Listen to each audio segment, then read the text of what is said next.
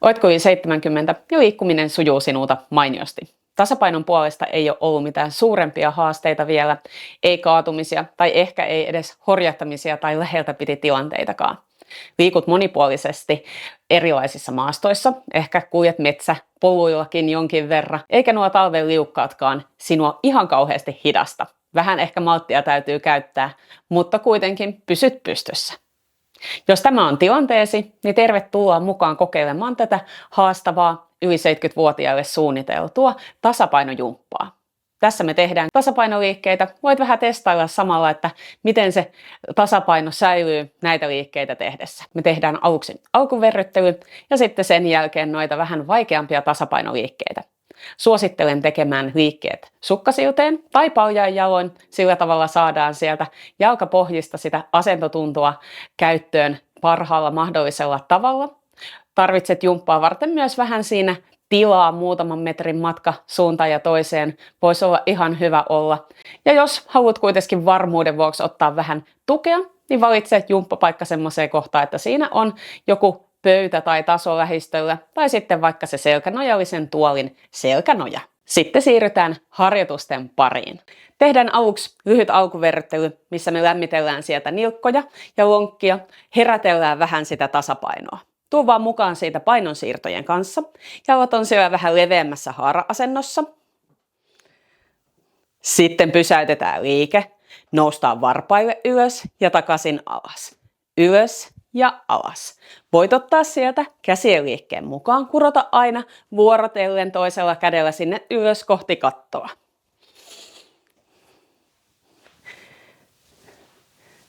Hyvä. Ja sitten seis.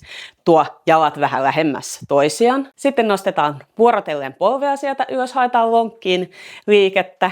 Seuraavalla nostoa nostat polvea ylös, avataan sieltä lonkasta hieman auki ja palautetaan takaisin toisen viereen. Nosto, avaus, viereen ja alas. Hyvä. Nosto, avaus, viereen ja alas vielä kerran. Hyvä. Voit sieltä tuoda kädet lantiolle ja vuorotellen kosketukset päkiällä taaksepäin. Haetaan lonkkiin sieltä ojennussuunnan liikettä. Pysäytä jalat paikalleen, uudelleen varpaille nousut, korkeille varpaille. Saadaan nilkat sieltä lämpimiksi. Noin. Pysäytä liike sinne keskelle. Hieman keskivartaloa vielä, eli nostetaan polvea ylös ja vastakkaisella kädellä painat sieltä polvea alaspäin. Eli jännitys sinne vatsalihaksiin. Koitat kädellä painaa jalkaa alas ja lonkasta pistät hanttiin sieltä, pidät jalan ilmassa. Paino, pito. Hyvä. Ja sitten pysäytys. Pyöritä vähän hartioita taaksepäin.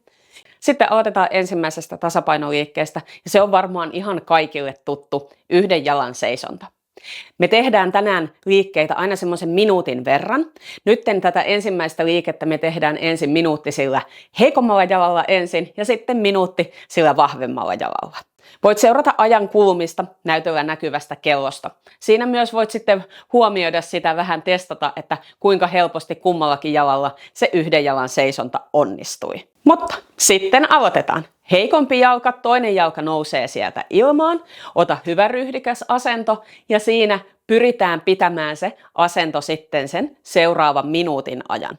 Jos tarvitsee välissä ottaa sieltä pientä tukiaskelta alas tai sitten palata takaisin siihen yhden jalan seisontaan, niin se on ihan sallittua, mutta tavoitellaan sitä 1 minuuttia. Katsotaan kuinka käy. Sieltä voi tarvittaessa käsillä vähän hakea sitä asentoa. Ja todellakin, jos tulee semmoinen horjahdus, ota vaan jalka takaisin alas ja sitten haet sen asennon. Jalka voi olla koukussa tässä tai sitten jos lonkasta saat hyvän sen asennon auki, niin pitää myös sitä jalkapohjaa siellä säärtä tai polven sisäsyrjää vasten paikallaan. Hyvä. Vielä hetkisen aikaa seistään.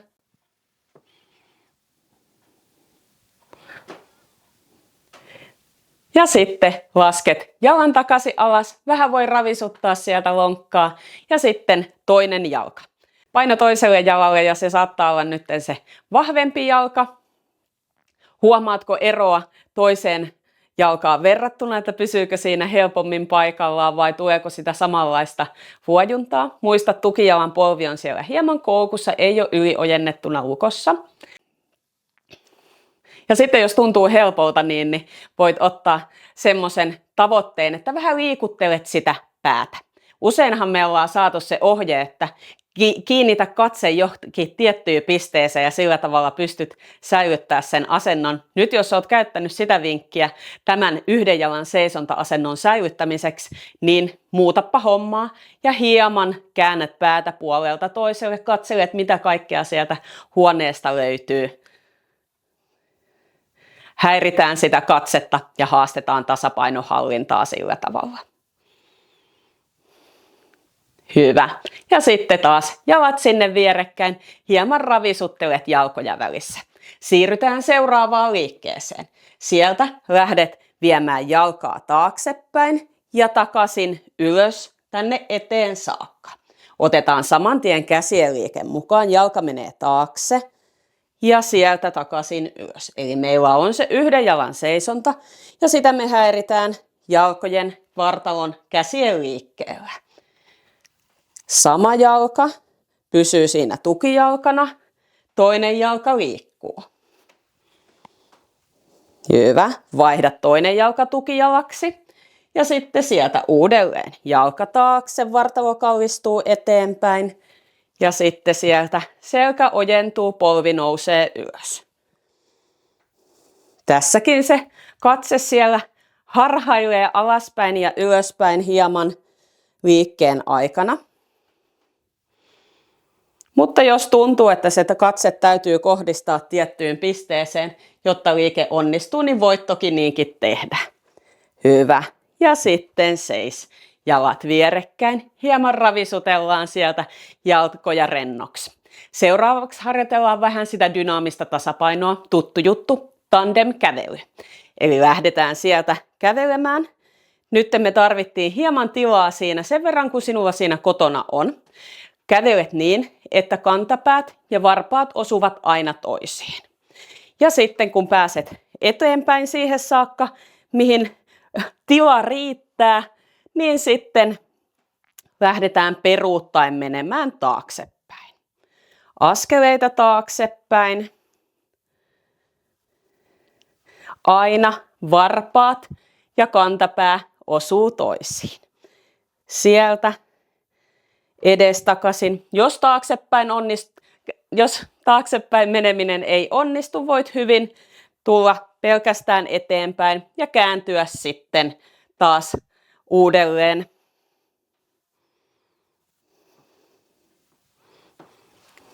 Hyvä. Ja sitten pysähdys ja ravisutellaan vähän jalkoja sieltä. Seuraava liike sitten onkin askeleiden otto ja painon siirto siinä samalla. Tuot jalat vierekkäin ja sitten otat pitkän askeleen etuviistoon. Paino tulee sinne jalalle ja sieltä ponnistat takaisin. Sama jalka astuu suoraan sivulle ja sieltä ponnistus takaisin ja tänne ylös yhden jalan seisontaan. Sivulle ja ponnistus ylös. Etuviistoon ja ponnistus ylös. Hyvä. Pysäytä jalka takaisin toisen viereen ja toinen jalka. Etuviistoon, ponnistus ylös, tasapainoille hallittu asento ja sitten sivulle ja taas. Ponnistuksen jälkeen koitat päästä siihen, että yhdellä jalalla seisominen onnistuu. Hyvä. Ja vielä sivulle. Noin. Pysäytä. Kun hallittu asento, pysäytä. Tuo jalat sinne vierekkäin. Ravisuttele taas hieman jalkoja siinä välissä, voit vähän marssia. Seuraavaksi me ollaan jo toiseksi viimeisessä liikkeessä. Nyt me otetaan taas se yhden jalan seisonta. Se oli se helppo juttu, eikö vaan? Lähet katseella seuraamaan tekemään semmoista kahdeksikkoliikettä, että pää liikkuu koko ajan. kahdeksikko, joka siis on tällä tavalla makaa vaakatasossa. Hyvä. Ja sitten vaihdetaan toinen jalka. Tukijalka vaihtuu, yhden jalan seisontajalka vaihtuu. Ja sitten sieltä päänkäännöt, kierrokset.